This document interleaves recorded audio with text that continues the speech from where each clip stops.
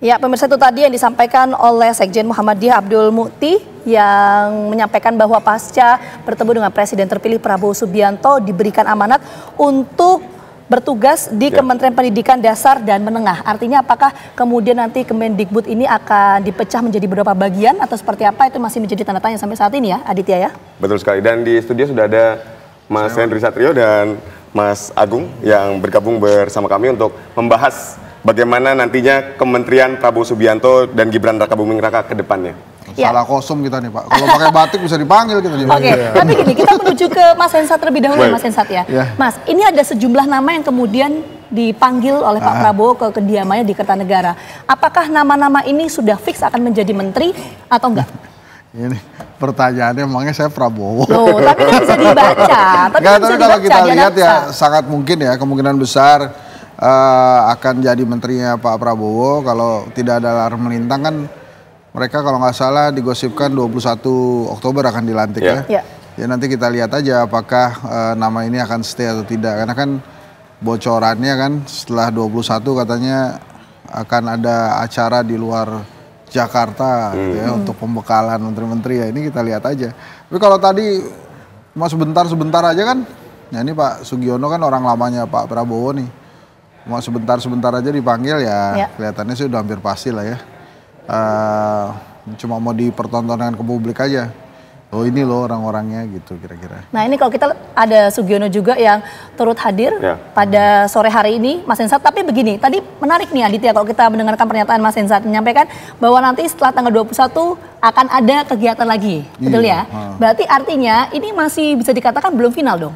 Udah, jadi kegiatan lagi itu untuk menteri-menteri yang sudah dilantik. Oh, oke. Gitu.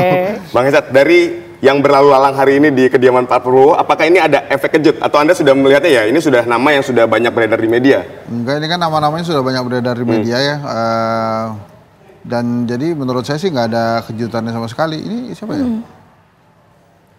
Oke, ini ada juga sejumlah nama yang hadir ya, Mas Hensat ya, kalau kita lihat. Tapi begini Mas Hensat, kalau kita misalnya berkaca ya Mas Hensat ya, waktu di 2014, waktu itu kan di era pemerintahan Pak Jokowi, Pak Yusuf Kalla, ada satu kader PD Perjuangan yang sudah datang ke istana Mas Hensat menggunakan pakaian warna putih, tapi kemudian di last minute tidak jadi dilantik. Tadi dia diundang kan? Nah, tapi saya nggak fokus ke sana. Maksudnya adalah apakah potensi kejadian seperti di tahun 2014 itu juga kemudian bisa terulang kembali di sekarang ini atau gimana? Saya rasa sih tidak ya, karena kan pasti di pembelajaran dan waktu Pak Jokowi nggak gitu aja, ada juga menteri yang datang kemudian keluarnya lewat pintu belakang kan juga ada tuh, yang di periode kedua. Jadi artinya sebetulnya sebelum sampai SK keluar kemudian diperkenalkan itu sangat mungkin akan ada penggantian-penggantian. Jadi kalaupun sudah ukur baju ya sebelum ada diperkenalkan sudah dilantik,